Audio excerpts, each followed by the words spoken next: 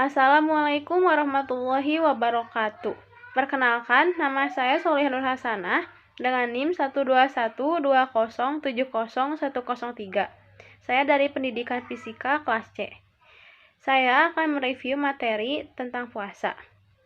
Puasa atau sering disebut dengan saum menurut bahasa berasal dari kata al-imsak yang artinya menahan. Sedangkan puasa menurut istilah ialah menahan diri dari hal-hal yang membatalkan sejak terbitnya fajar hingga terbenamnya matahari dengan niat berpuasa. Puasa terbagi menjadi 4 hukum. Yang pertama, puasa yang hukumnya wajib. Yang kedua, puasa yang hukumnya sunnah. Yang ketiga, puasa yang hukumnya haram. Yang keempat, puasa yang hukumnya makruh. Yang pertama, puasa wajib ialah puasa yang wajib atau harus dijalankan oleh umat muslim.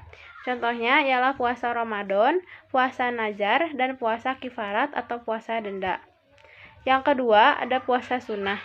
Puasa sunnah ialah puasa yang hukumnya sunnah atau tidak wajib dijalankan. Contohnya seperti puasa Syawal, puasa Arafah, puasa Senin Kamis, dan puasa Daud. Yang ketiga, ada puasa yang hukumnya makruh, yaitu puasa yang sebaiknya tidak dijalankan. Contohnya seperti puasanya orang yang sakit, puasanya orang yang berpergian, dan puasanya wanita hamil dan menyusui. Yang keempat, ada puasa yang hukumnya haram dilaksanakan. Contohnya seperti puasa di hari raya Idul Fitri dan hari raya Idul Adha.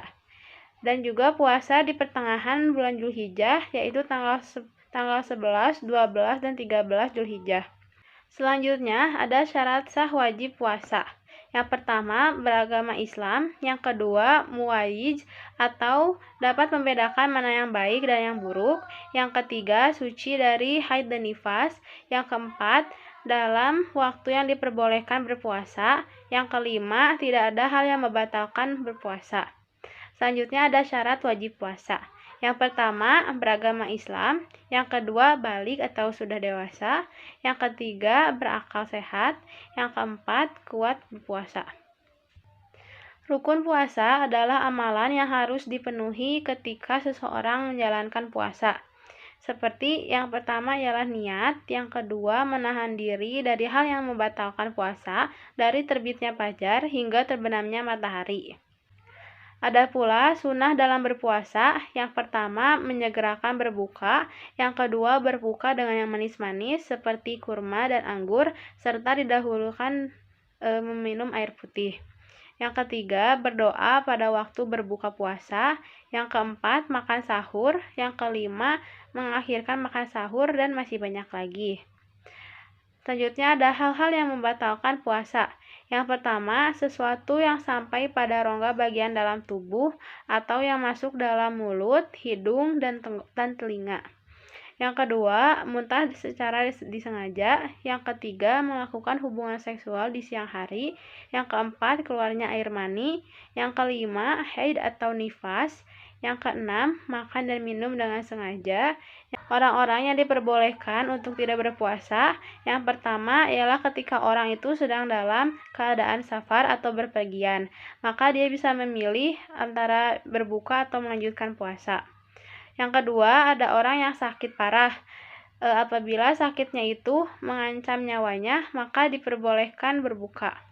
Yang ketiga ialah orang yang sedang berjihad di jalan Allah, seperti orang yang sedang perang, dapat memilih antara berbuka puasa atau melanjutkan puasanya.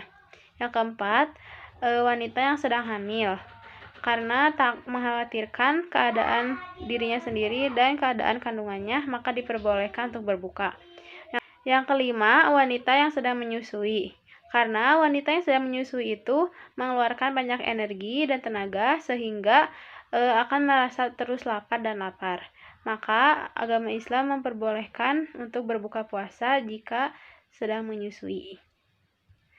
Demikian yang dapat saya sampaikan. Mohon maaf bila ada kesalahan kata dan pelafalan. Wassalamualaikum warahmatullahi wabarakatuh.